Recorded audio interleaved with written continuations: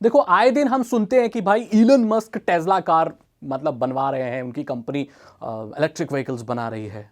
हम भारत में भी देख रहे हैं कि बहुत सारी इलेक्ट्रिक व्हीकल्स मिलते हैं। जैसे मैं कभी कभी दिल्ली जाता हूं ऐसे, तो वहां पर मैं देखता हूं ऐसी कारें चल रही होती है जिनके इंजनों में कोई आवाज़ नहीं होती। उनकी जो नंबर प्लेट होती है वो कई कारों की हरी होती है।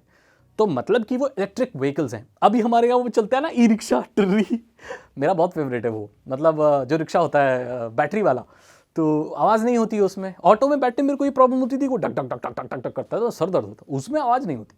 इलेक्ट्रिक व्हीकल्स बहुत अच्छी चीज़ है और ये भारत में आ रहे हैं, लेकिन टेस्ला कार्स अभी नहीं आ रही हैं। उसकी वजह मैं बताना चाहता हूं। इलन मस्क ने बताया, ट्विटर पर उनसे पूछा कि भाई साउथ एशियन कंट्रीज के लिए क्या सोचा है आपने। साउथ एशियन कंट्रीज मतलब जब हमारे आसपास भारत, पाकिस्तान, ये श्रीलंका, जितने भी आसपास के, नेपाल, बांग्लादेश और ये सारी जो जगहें हैं, चाइना में। तो भाई उन्होंने कहा कि भारत के हिसाब से कहा उन्होंने, एक भारतीय ने भी पूछा कि भाई भारत में क्या है, तो बोले कि गवर्नमेंट के साथ उनके कुछ पैसा हो नहीं पा रहा है। गवर्नमेंट क्या कर रही है, बहुत ज्यादा टैक्स लगा रही है, लाइक 100% टैक्स लगा रही है। उससे ये होगा कि हमारी जो मार्केट है ना इंडिया की कारों की, ये बजट कारों की है।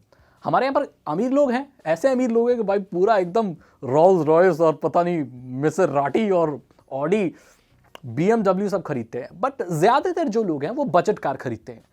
इतने ज्यादा टैक्सेशन के बाद जो इलेक्ट्रिक व्हीकल्स आएंगे तो उनकी जो प्राइस है वो लगभग डबल हो जाएंगे या बहुत हो जाएंगे। तो ऐसे में लोग उसको अफोर्ड नहीं कर पाएंगे। सो ये बात है कि वो नहीं कर रहे, क्योंकि यार अगर ऐसे करेंगे और डबल होगा तो लोग खरीदेंगे नहीं, तो फायदा ही क्या है। इससे तो भाई मार्केटिंग डाउन होगी उनकी। वो चाहते हैं, इलन मस्क चाहते हैं कि भारत में बजट कार्स आए, क्योंकि यहां पर मार्केट ही बजट कार की है। लाइक अगर पेरिस, लंदन ऐसी जगह पे अगर कोई वो करते तो भाई वो डायरेक्ट लग्जरी कार्स करते। बट हमारे यहाँ मार्केट बजट कार की जाता है और ये बहुत अच्छी बात है। इससे हमारा फायदा क्या होगा कि भाई देखो, पेट्रोल जो है वो बहुत महंगा है, डीजल बहुत महंगा है, पॉल्यूशन करता है, बहुत बुरी बात है। मतलब हम जो तेल इस्तेमाल करते हैं ना, ये हमारा सारा भारत में नहीं बनता है, निकाला नहीं जाता है। हम जो तेल है, कच्चा तेल या पेट्रोलियम जो भी है, ये बाहर के देशों से इंपोर्ट करते हैं। मतलब हम ऐसी चीज का इस्तेमाल कर रहे हैं जो हमारा खुद का देश बनाता भी नहीं है, हमें बाहर से लाना पड़ता है। तो उसमें ड्यूटीज लगती हैं, टैक्सेस लगते हैं, तो उसका प्राइस लगभग डबल हो जाता है। और उसको इस्तेमाल करने के बाद भी हम पर्यावरण को नुकसान पहुंचा रहे हैं, धुआं होता है, हमारे लिए ही नुकसान है। पैसे जाते हैं ज्यादा और पर्यावरण हमारा ही खराब होता है। तो देखा जाए तो ये इलेक्ट्रिक व्हीकल्स बहुत अच्छे हैं और इसका खर्चा बहुत कम होता है, बहुत ही सही चीज है। तो अभी क्या है, लोकल मैन्युफैक्चरर्स जो हैं, जैसे मारुति मेरे ख्याल से, और बहुत सारी कंपनियां हैं जो सोच नहीं बनाने का, और कई तो बना भी रही हैं। वैगनआर का तो मैंने सुना है कि वैगनआर का इलेक्ट्रिक वो भी वर्जन भी आ गया है। मैंने तो यहां भी सुना है कि आप अपनी पुरानी कार, जिसका जैसे पेट्रोल की कार की जो लाइफ है वो 15 साल है, उसके बाद आप उसे नहीं चला सकते, पॉल्यूशन वगैरह ज्यादा देती है, ऐसे कुछ नियम है भारत सरकार के। लेकिन आप उस कार को इलेक्ट्रिक व्हीकल में चेंज करा सकते हैं। उसके लिए रेट्रो इलेक्ट्रिक किट ऐसे करके कुछ आती है। अगर छोटी कार है आपकी अल्टो वगैरह, तो उसको चेंज कराने की 2-2.5 लाख रुपए खर्चा आता है और वो इलेक्ट्रिक व्हीकल में बदल जाएगी, मतलब वो चार्ज होकर चलेगी, उसमें मोटर लगती है एक। और अगर आपकी बड़ी कार है जैसे होंडा सिटी, तो उसका शायद 5-6 लाख रुपए या 4 लाख रुपए खर्चा आता है, क्योंकि वो बड़ी कार है, भारी कार है, ज्यादा हैवी मोटर लगेगी उसमें, तो वो इलेक्ट्रिक में बदल जाएगी। ये बहुत अच्छी चीज है, आपको पुरानी कार कबाड़े में नहीं बेचनी पड़ेगी अगर उसकी लाइफ ओवर हो गई है तो ये एक बहुत अच्छी चीज है भाई। कार इलेक्ट्रिक व्हीकल्स आजकल तो बड़ी बड़ी जो मॉडल आ रहे हैं उनके भी इलेक्ट्रिक वर्जन आ रहे हैं, तो बहुत सही बात है। अब मर्सिडीज बेंज जो कंपनी है वो भी भारत में शायद बात कर रही है कि भाई वो अपने इलेक्ट्रिक व्हीकल्स बनाएगी, बट वो काफी एक्सपेंसिव बनाएगी। इलन मस्क के कॉन्टेक्स्ट में मैंने आपको बता दिया कि क्यों भारत में टेस्ला कार नहीं आ रही। वो तो 2019 से ही लाना चाहते हैं लेकिन आ नहीं रही है। अब देखो भाई, एक चैलेंज और है, इलेक्ट्रिक व्हीकल्स जब आते हैं तो उनके लिए कुछ और चीजें भी आती हैं। सबसे पहली चीज, चार्जिंग स्टेशन। जो चार्जिंग करने के लिए होता है वो आपके नॉर्मल घर में चार्ज नहीं होगी पर बहुत धीरे होगी। एक कार को पूरी तरीके से चार्ज करने में आप, क्योंकि हमारे यहाँ तो भाई 240 वोल्ट आती है और कम पावर है वो एक इलेक्ट्रिक व्हीकल के लिए, तो उसको चार्ज करने में लगभग 24 घंटे लगेंगे पूरा चार्ज करने में हमारे घर की नॉर्मल बिजली से।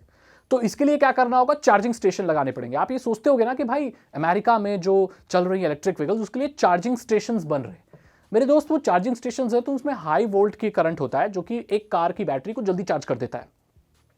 लेकिन ये भारत में नहीं है हर घर में, या हमारे यहाँ तो चार्जिंग स्टेशन भी बहुत कम है। हमारे यहाँ पेट्रोल पंप तो होते हैं, चार्जिंग स्टेशन नहीं होते।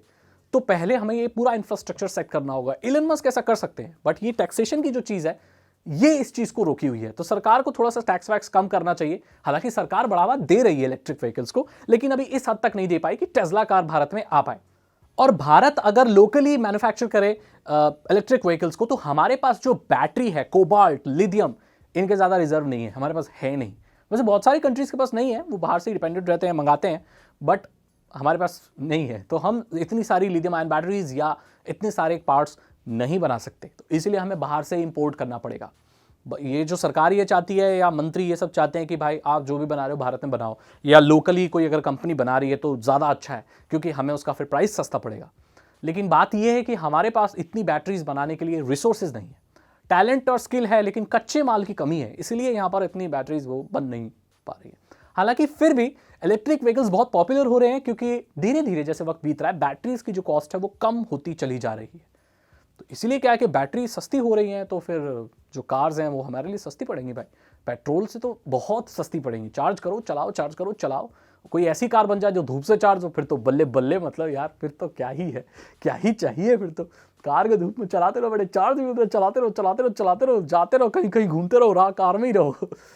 तो ये प्रॉब्लम है भाई कि इलेक्ट्रिक व्हीकल्स नहीं आ पा रहे भारत में।